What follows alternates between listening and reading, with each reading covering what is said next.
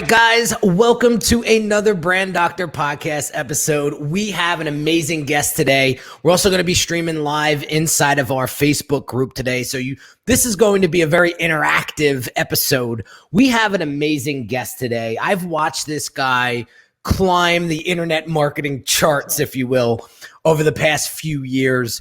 Met him through Russell Brunson's Inner Circle program, and really excited to have him on the show today, and really proud of this dude. I mean, this guy came from wearing funky hats at Funnel Hacking Live to, a really mature, smart, thought out, entrepreneur that a lot of people are looking up to these days. So without further ado, I want to introduce my man, Dan Henry, to the show. What's going on, my man? Hey, Henry, how you doing? I love your first name. Oh, man. Well, listen, it's been a while since we have connected. So some of my audience has no idea who you are, okay? So I want to make sure that we build the credibility and authority here and take a few minutes for you to share with the audience sort of how you created this internet business from scratch and took it to 8 figures very quickly. Yeah, so, I've always been a serial entrepreneur. I've done pretty much everything. At one time, I had a cotton candy stand at a carnival. I've done airbrush tattoos and like all this stuff. I even own 2 bars. So the amount of stuff I've tried and failed at is a pretty long list. And, I hit a real bad downturn in July of 2015. And I basically couldn't pay my electric. It was the power's about to get shut off. And I took my last few dollars and I had a t-shirt made that said water $1. I actually just posted a picture of it on my Instagram because I found it in my phone. And I went out on the side, and my plan was I would take the water and I'd go out on the side of the road. I live in Florida. It was July. I'm thinking, all right, well, what if people are, hot and they want some water? And so I'll try to sell the water. Well, I thought it was going to do well, but nobody bought a single thing of water. They just kind of like looked at us and went, they thought we were weird. I imagine they could just go to a gas station, So that didn't work. And I was on my last leg. And so I started getting into digital marketing, and I started learning how to do, Facebook ads and things like that for local businesses. And I started to get back on my feet. And I did that for a while. It was a good 6 months, I think. And I was doing well at it. And I was doing so well that people were starting to ask me questions about it. They were like, hey, man, how are you landing clients? How are you doing this? How are you doing that? And so I thought, well, man, this would be a really good idea for an online course, right? Because, that's everybody's asking me this stuff. Obviously, people want to know about it. And right around the same time, I got a letter in the IRS that said I owed $250,000 in back taxes. And that's because I didn't do very good accounting when I had my bars and my other businesses. And by not do good accounting, I meant no accounting. So I was like, well, how the heck am I going to make this much money? And I started researching, and I found that really the only way to make that much money that fast is selling some sort of digital or informational product. Because, somebody logs in and watches the videos. It's not like you have to deliver manually for each person. And so that's the only way you could really make a lot of money at once. And so I put together a course, and the very first month we did $100,000 in sales.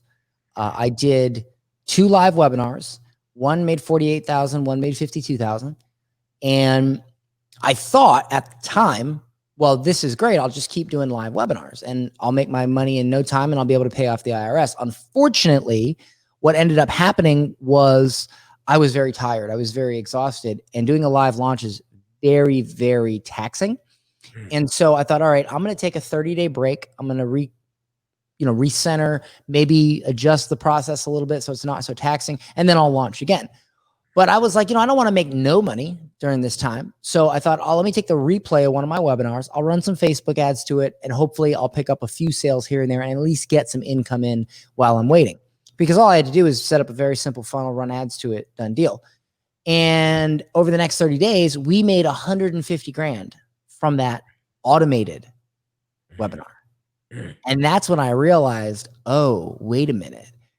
The real secret to scaling this is to automate everything and not have to show up live over and over and over, because the human body cannot, you know, unless you just have an extreme affinity for speed or cocaine, how are you going to just go all day long like that, launch after launch after launch after launch? It's not possible. You're going to burn out and you're going to start hating it.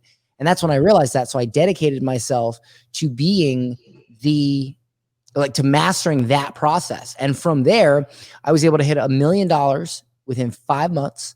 And then February of 2018, I had $1 million month. Wow. And since then I've won, I think, like 5 2 Comma Club awards, the 8-figure award from ClickFunnels. I got asked by Russell to speak at Funnel Hacking Live on scaling. And it's just been crazy up from there. And, you know, as a result, a lot of things have happened. Like, you know, I wrote a book. You know, I've been getting interviewed on awesome podcasts like this one, and Jordan Belfort's, and some other awesome ones. And just, you know, it's just been a real wild but awesome ride. Yeah, dude. I mean, I've been watching from the bleachers, if you will, right? And it's amazing how the transformation is so clear. It's so vivid. Like, you were out there in the beginning, you know, it's almost like causing a mayhem, if you will. You were getting a lot of people's attention. And then I just saw this click, and it was like overnight. It felt like overnight, where this guy became way more polished, way more authoritative, and just way more like, this is what I'm doing. I'm on a mission. I don't give a shit about what anybody else thinks. And I'm not feeding into the nonsense anymore. I don't think you ever were really feeding into the nonsense anymore. No, not really. Yeah, but there were people that would come out and they would try to get under your skin. That's what I was seeing, right? And you just handled it in such a smooth manner, which I was like, look at this guy growing, you know, and becoming this entrepreneur that, again, like I said before, everybody's sort of looking at now going, who's this guy? And look how he's transformed over the past 3-4 years. So that's awesome. Listen, so I got this book yesterday. You sent it to me, and I literally sat on my couch and I couldn't put it down. And I'm not blowing smoke up your ass either. It's a really easy read, right? And there were some really good parts of it, and I want to go over some of them in today's episode. Sure. One of the parts that really stood out to me was when you talked about the story of how you used to go underneath the kitchen sink. Yeah. And it used to piss the hell out of your mom, piss off your mom to no end. And your father comes in one day and gets you out from underneath that freaking sink in literally 2 seconds. So yep. I want to discuss that because there's a big lesson there, and I'll let you deliver the lesson at the end of the story. Go ahead. So to preface this, one thing people do in marketing a lot is they bark instead of inspire or change belief patterns. They bark. They tell you what to do. Nobody likes to be told what to do. It's much more powerful if you can let somebody think it's their idea, right? So when I was a kid, I used to go under the kitchen sink and mess around with stuff. And my mom would always be like, don't do that. Daniel, don't do that. Don't do that. Get out from under there, telling me what to do. And of course, as a child, what do you do when your parents tell you not to do something? You want to do it, right? So my father, eventually she gets, she's like done with me. And she says, to my father, you got to handle this. So he comes in and he says, hey, son, he says, let me ask you something. Do you know, and I believe it was either Jimmy or Timmy or I don't remember the name. But Jeffrey. It was Jeffrey, yeah. So I actually had to go back to my dad when I wrote the book and ask him, do you remember what that kid's name was? Because I couldn't remember. So it was Jeffrey. Okay. So he says, do you know little Jeffrey down the street? I said, no, I don't. And he goes, well, that's because he died last week. And I go, okay. And he's like, yeah, he went under the sink. He touched something under the sink. It made him sick and he died and he never saw his parents again. He's dead. I go, whoa. And he goes, now let me ask you something. Do you want to get sick and die? And I go, well, no. He's like, do you want to never see us again? No. So what do you think you should do the next time you're considering going under the kitchen sink? And I went, I'm not going to go under there. He's like, you don't want to end up like Jeffrey, right? I said, that's right. And I never went under there again. And the reason was that he told me a story, probably complete bullcrap. It was probably a total, he probably made that up. In fact, I know he made that up. But the fact of the matter is he told me a story that led me to my own conclusion that I should not go under that sink, not simply telling me. So what happens in marketing is people will go on a webinar or a sales page or whatever it is, and they'll try to tell their audience what to do, tell their audience how to feel, tell their audience how they should think or what they should believe in. And you can't do that. Instead, you tell stories that inspire people to come to their own conclusions. And we even do that in programs a lot. It's like, it's not enough that you get somebody's credit card number. You got to get them to take action. And it's much harder to get them to take action than it is to get payment, right? So you still have to keep up examples, illustrations, stories to show people why it's so important to do said thing.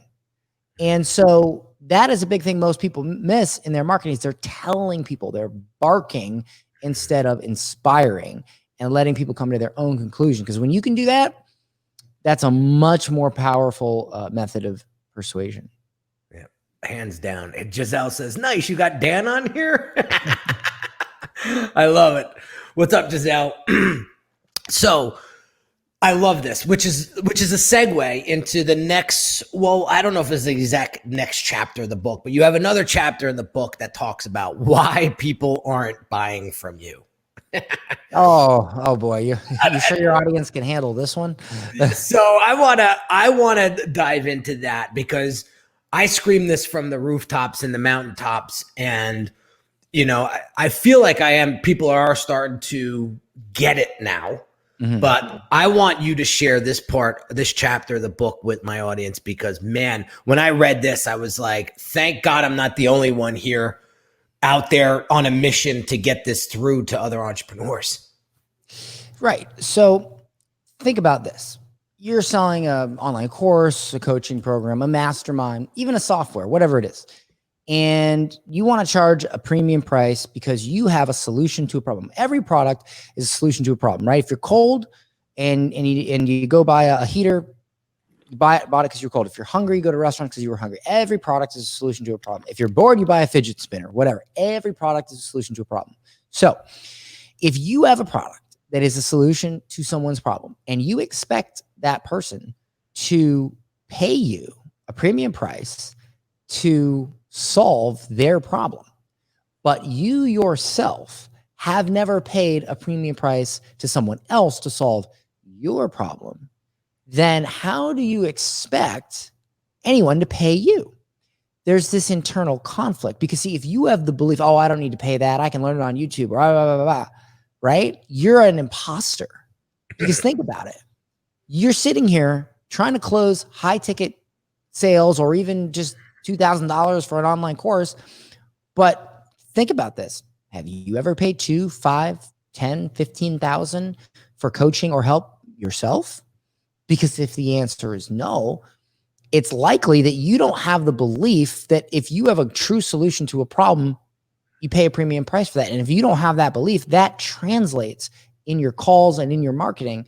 And if you can't yourself believe that you should pay to solve your problem, how can you possibly expect your prospects to believe they should pay to solve their problem by buying your product? There's too much internal conflict. You just cannot, it doesn't resolve, right? And I remember I had dinner with Myron Golden and we were talking about this. And he says to me, he says, Dan, he says, have you ever considered why you're successful? And I said, I don't know, man. I just go through life and do what I do. And I said, I never really thought about it. And he goes, well, let me ask you this. How many times have you paid for a course? I said, all the time. How many times have you paid for coaching? All the time. How many times have you paid for one-on-one calls for one specific thing? All the time. How many $30,000 masterminds have you joined? 4. And he's like, are you getting it yet? And I said, what do you mean? And he goes, well, he's like, the reason people pay you a lot of money to help them is because you have such a belief that your product is worth it, because it is, because you also have the belief that other people's products are worth it to solve your problem. And so you are like, you know, they say you are your friends. Well, it's sort of like that, but it's, you get what you are. So if you are the type of person that will pay money to solve their problem, and you don't hem and haw, and you don't, oh, well, let me check my finances, let me talk to the wife. If you're that type of person, guess what's going to happen on your sales calls? Well, let me check my finances, let me talk to the wife. Okay, that's what's going to happen. But if you're the type of person that says, you know what, this is going to help me, this makes sense, if I do this, this is going to increase my business, I'm in. Guess who you're going to attract? You're going to attract people who are the same exact way. I'll give you a perfect example.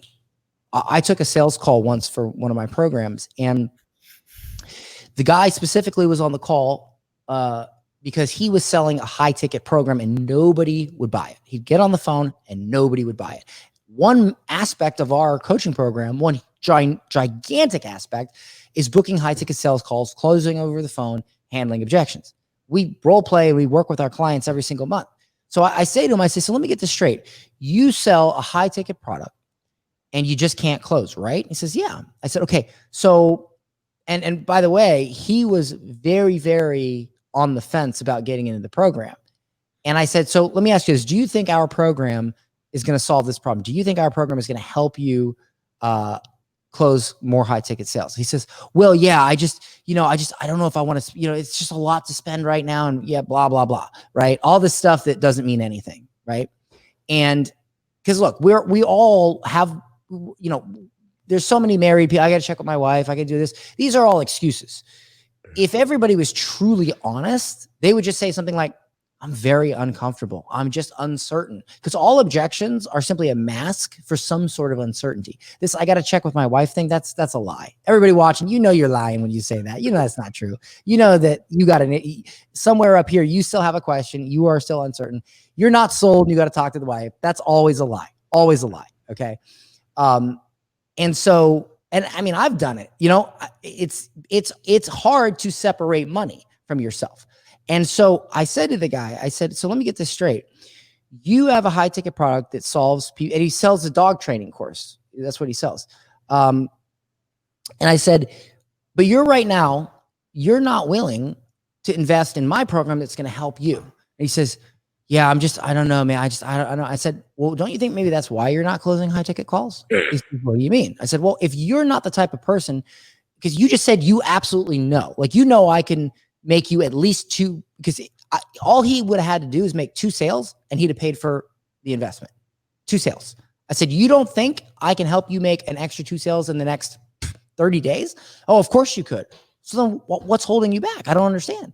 Oh, I said, see, this right here is why you can't close, because you don't have the internal belief. Even though you already know that my product's going to solve your problem, you're still hemming and hawing. That's why, no, you can't close. And he goes, wow. And he thinks about it and he goes, you're right. And so he buys the program. And I tell him that, and he buys the program. A couple of weeks later, starts closing high ticket sales. There you have it. I don't know what to tell you. I think it's beautiful, because I think one of the biggest blessings that was given to me when I went into Russell Brunson's Inner Circle program was the feeling of spending $25,000 on a freaking coaching program. Yeah. I have never spent that kind of money before on anything. And I said, I know what this feels like now. Back when Jet Smarter was a thing, right? I bought a membership for my wife and I, right? I got used to spending on high ticket, right? And I know what it feels like. So now you can completely put yourself in that other person's shoes when you're selling. The conversation is completely different. It's a completely different feel once you've done it yourself. And I think This is great that you put this in the book, because too many people out there are trying to sell something that they would never buy themselves. Yeah, and that's crazy, because when you actually pay, like when I get on a sales call, and I only do them for my mastermind. I have a sales team now, but even when I did, and even every week I'll take a couple calls from a mastermind, I never consider that I'm not going to close, right? Like I never on that call even consider the possibility that the call won't close. And that's because I have multiple times spent anywhere from $5,000 to $50,000 on products that I needed because I needed them. And so that right there, I'll give you a perfect example. I had dinner with Myron, as I said earlier, and Myron has a mastermind that's like, it's like about 30K. And I said to him, I said, hey man, you got any trainings or do you have like a mastermind? And he says, and we were just having a casual, friendly dinner, right? And he goes, yeah, I have a mastermind. And I think he thought I was asking him about like pricing or something. And I had recently got asked to speak at Funnel Hacking Live by Russell. And I said, how much is your mastermind? He says 30 grand. I said, just, if I were to join that, you think that would help me have a little bit better of a speech at FHL? And he goes, well, yeah, of course it would. I said, okay, here's a check. Didn't even have to, here you go. Okay. So so I join it, go to one of his events. And I'm already decent at public speaking because I've spoken a lot. Not great, but not somebody that would get up on stage and freeze or anything like that. Stutter, right? Yeah. And so, but even what I learned there elevated it enough. Elevated it a lot. But when I went on stage, were you there at the last FHL? I was not at the last one. No. Well, I was very nervous about my speech. I thought, I hope everybody likes it. And it was like, when it was all said and done, they said it was one of the best speeches. A lot of people were going nuts over it. And as well, when I got off stage, 2 people in the crowd came up to my team and immediately asked to join my mastermind, asked for wire instructions, done. Okay. But I couldn't even, I'd make 60. And by the way, I didn't pitch. I just got up there, gave some value and left. Yeah. Before I could take a piss, I made 60 grand. As a result, within, I'd say 45 to 60 days, as a direct result of that speech, over $1 million extra in revenue. Fantastic. So you could say, Dan, you spent 30 grand to get a little bit better at speaking. That's terrible business. That doesn't fiscally make sense. All right. Well, you can take your little fiscal accounting book and toss it, because a real entrepreneur would go, he turned 30 grand into $1 million. Okay. Yeah. That's the thing. How you think defines how good of an entrepreneur you will be. And if you think, gosh, golly, 30 grand to get a little better at speaking, or, no, that's somebody that will fail and fail and fail and fail and fail. The person that says, wow, he turned 30 grand into $1 million, that's the person that can succeed. Completely different mindsets. Appreciate you, Josh, for chiming in here. Wanted to give you a shout out there. I love what you're saying. I was funny because I was that guy prior to getting into digital marketing, prior to getting into Russell Brunson's world. And I was the guy saying, I'll do it all myself. This is blasphemy. How can somebody charge this much, right? For an hour consultation. And here I am doing it now 10 years later, right? But I get it. But I wouldn't have never gotten it if I didn't switch the way I was thinking.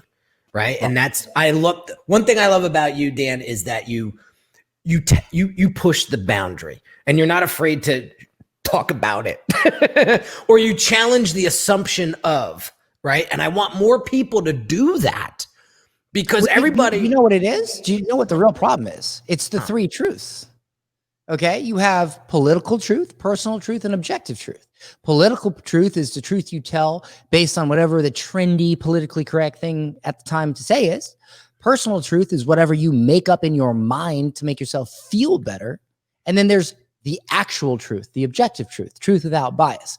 So for instance, a political truth would be you skew something because it's just the thing to do right now, because some hashtag movement or whatever, or some politically, can't say that, everybody will get upset. That's political truth. Personal truth is, I'm out of shape and I'm about to have a heart attack, but it's okay because I'm beautiful. That's personal truth.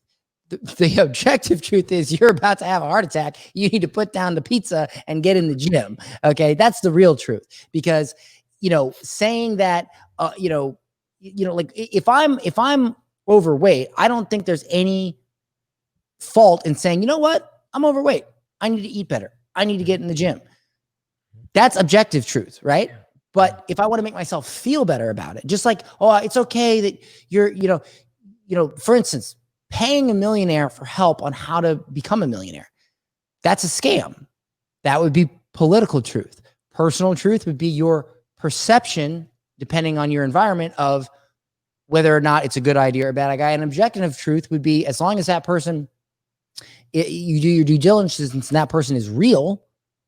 Well, the truth is, why would you pay a personal trainer to get in shape, but you wouldn't pay a successful entrepreneur to learn how to be a successful entrepreneur? Somehow everything's okay. See, and that's the thing, you're programmed to be poor, right?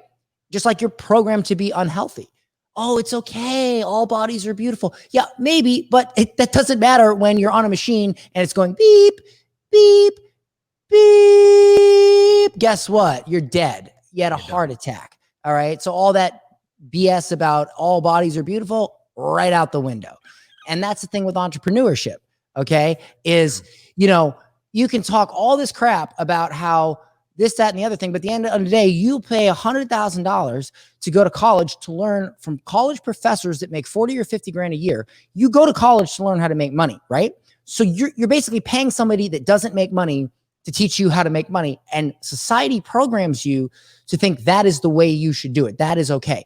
But if you pay a millionaire businessman money, a fraction of what you would pay to go to college to learn business, that must be a scam. That's social programming. If you don't believe me, look at TV, movies. Yeah. How many times do you see the villain is a rich businessman and the hero is an underdog, with the exception of Batman? Look at Spider-Man and the Green Goblin, poor kid versus rich evil guy. Look at Dr. Doom. Look at Lex Luthor. We as a society demonize wealth. And so most people are offended by wealth as a result. And if you're offended by wealth, you will never achieve wealth. Amen. So if you look at somebody who's wealthy and you think, oh, what a jerk, rich guy, guess what? You're going to be poor for the rest of your life. But if you look at that guy and you say, I wonder how he did it. Yep. Now you have a chance. Yep. Yep. Man, I love it. I love it. Well, listen, I respect your time. I want to get into one other part of the book that I thought was extremely important for my audience to grab. Do you have a couple extra minutes? Yeah. Oh, okay, cool. The circle of focus. Oh, yes. Yes. The circle of focus. This was something that, I was kicking myself in the ass when I was reading this chapter because I felt victim of it. Right. Yeah. There it is. That's where I was literally not too long ago. I'll be honest with you. Right. And so I'm going to let you take it away.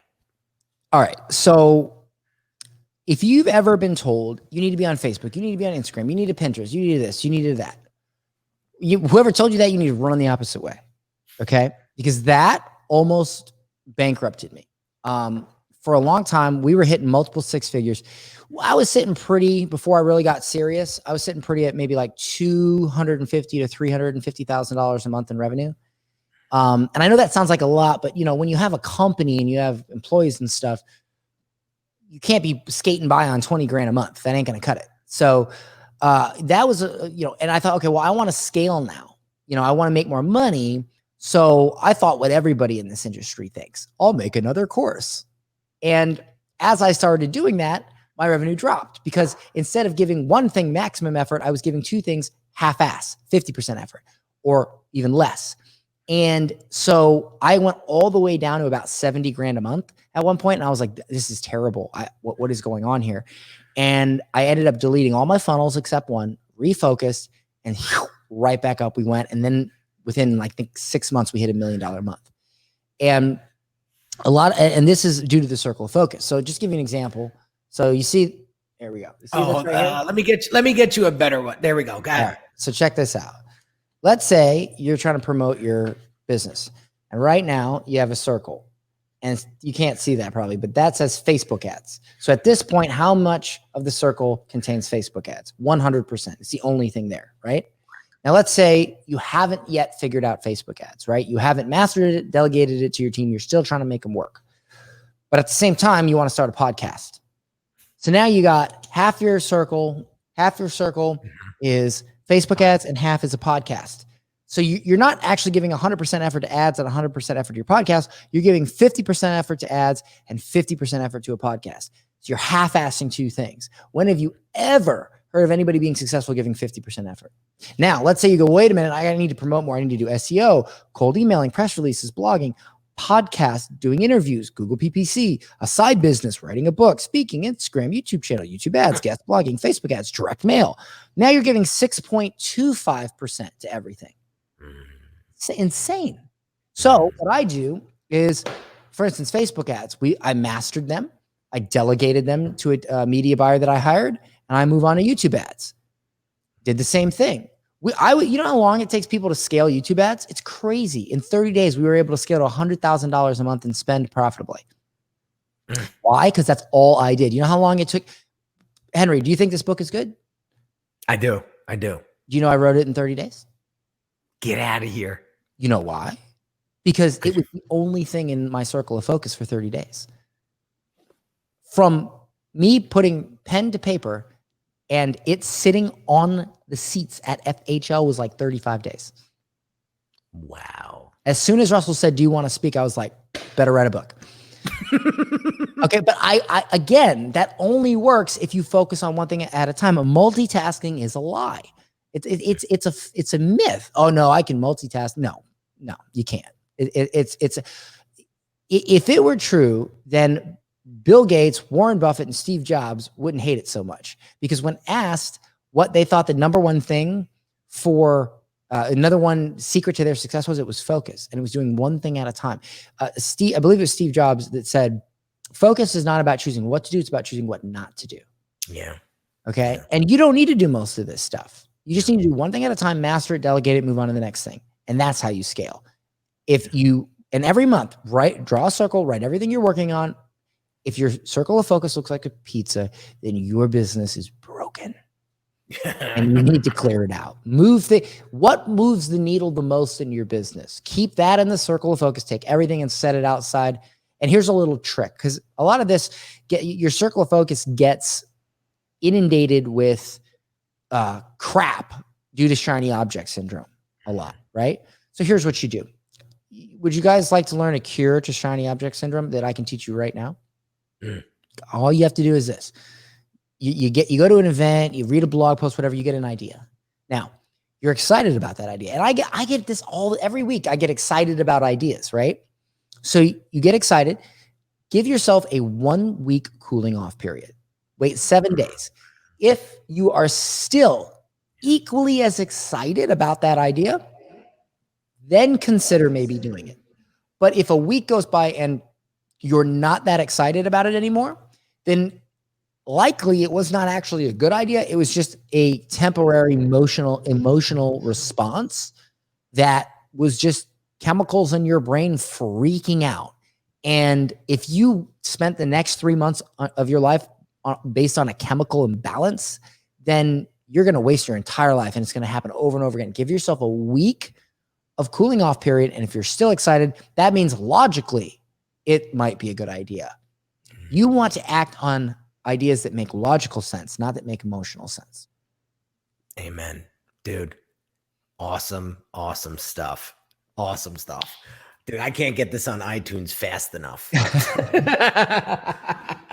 We might have to do some juggling over there in production to get this one out there. I know faster. I'm gonna get some body shaming haters for the thing I said earlier. I'm sure I will. But listen, I mean, what you have to understand is the truth thing is, we went from a world where Arnold Schwarzenegger would hold a fitness camp every year.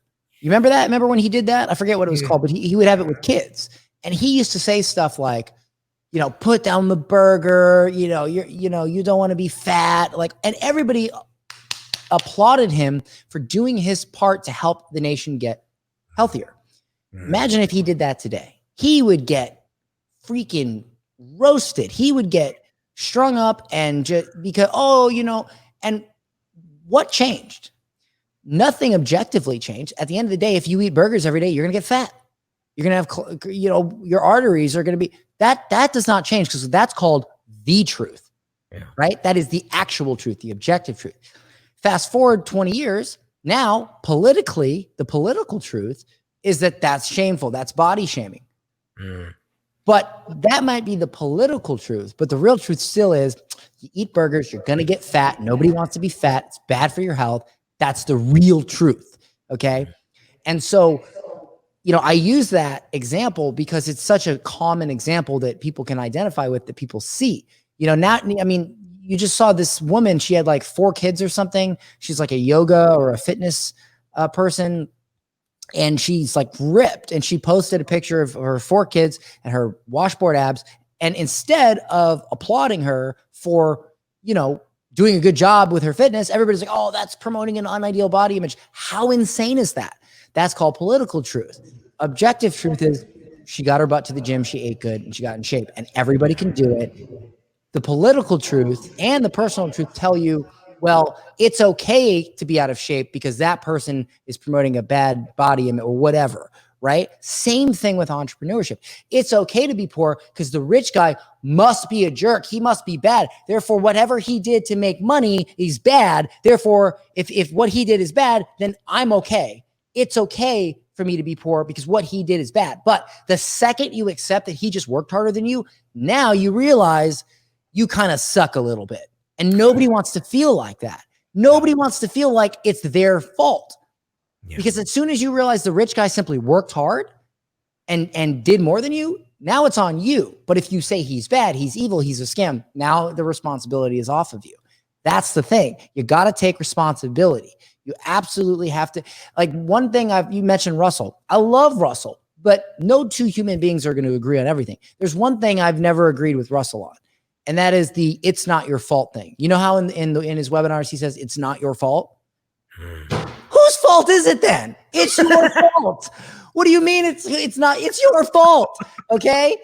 It's your fault. There's nobody else's fault but yours.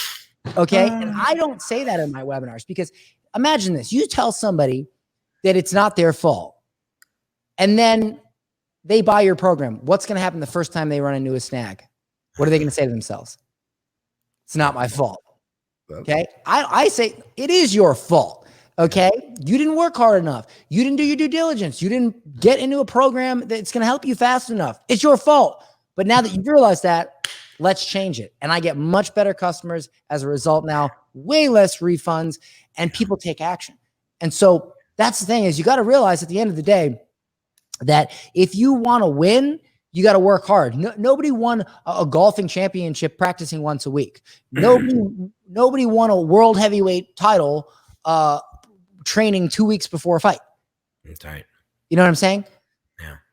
Yeah. So, I love it. I was on a podcast interview this morning, and the guest asked me, out of the 5 fingers, what finger would you be today?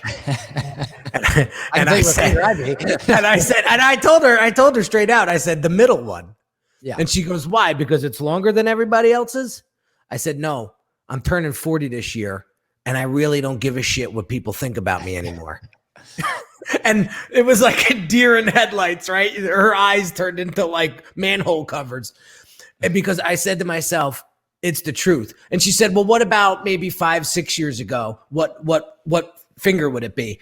And I said, in honesty, it would have been the thumb. Why? Because I was so insecure. I just wanted to thumb everybody up. Like, yep, you're doing a good job. I didn't want to ruffle anybody's cage or ruffle anybody's feather, because God forbid it came back at me and people started trashing me or trolling me. You know, I would go hide under a rock. And I said bullshit to that. And people see me now and they're like, that was never you. That could never be you. And I go back 3, 4, 5 years and look at some of my content. You'll hear it in my voice that I was playing half-ass. Yeah. So I'm with you 1,000%. I'm with you 1,000%. I think a lot of people have this finger. They're always pointing at somebody saying it's their fault, but not their own. So, well, I see that on a daily basis myself. And and what I said later on in that interview was, true entrepreneurs and successful entrepreneurs take responsibility for everything. You know, when things aren't going well, I can't blame my team, right? If I get a design back that I am not comfortable sharing with my client, I'm not pointing fingers at them saying, what is this mess? What is this crap? I say, where did I go wrong in the communication where they thought that this was okay? Right? Yeah. I always and would you agree that if you go through that and you find that employee is just not, not, no matter what you do, they're not getting it, right? At a certain point, it still is your fault. Like, let's say you say, it is their fault. They're just not smart, or they don't pay attention, or they don't put it in, whatever it is. It's still your fault because you didn't fire them soon enough. That's right. Exactly. Yeah, exactly. I had a designer who was taking twice as much time as my lead designer. And I told him when I first saw it, I said, all right, I'm going to nip this in the butt real quick. So I'm going to bring it to his attention. And I told him, I said, listen, I'm comparing your speed with lead designer, right? And lead designer is taking half the time. I'm going to go 30 days with you and see if we can speed you up, see if we can get things faster. He said, okay, no problem. A month goes by, same shit. He was gone the next month, gone. Yeah. Right. And that was it. There was no questions asked. There was no talk. Thank you for your time. Thank you for your work. You're no longer needed here. And we were able to do twice as much with one person. Right. So that was that. But yeah, I hear you loud and clear. You have to consider the source and everything like that, right? Like, not all problems may necessarily be yours. But again, at the end of the day, it's your responsibility. You need to correct that. You need to cut out that cancer, whatever it is, and you need to move on. So I love it, dude. Listen, I'm out of time because I got another interview that I got to be on in 15 minutes. So real quick, where can people learn more about you, and where can people get a copy of this friggin' book? All right. So this right here, this book is free. You just got to pay for shipping and handling. I will cover the cost of the book. Do you want me to give you a link, a special link? So if you go to getclients.com/brand doctor, it will take you to a page where you can purchase or you can get the book for free, but you do pay for shipping and handling. And I do have some cool stuff on there. Like there's an option to get the audiobook, and we have a really nice challenge that we offer for making your first sale within 14 days. So there'll be some options if you want some further training there, but you got to at least get the book because the book is solid. So it is. It gets my endorsement. Like I said, I almost read the whole damn thing in one sitting last night, and I literally got the book 5 o'clock last night. So Dan, my man, thanks again for coming on the show, dude. Awesome to reconnect with you and see how far you've come, in such little time. Good luck with everything in the future. And we'll have you on the show again, not too long from now. Send me a link. I'll blast it out to my email list. We'll do. As soon as we get this live, you'll get all the links, and we'll be tagging the shit out of each other on Instagram. Don't worry about it. So, Dad, thanks so much for coming on the show. Hope everybody that was watching live got some value out of this. I know I did, and appreciate you again for coming on.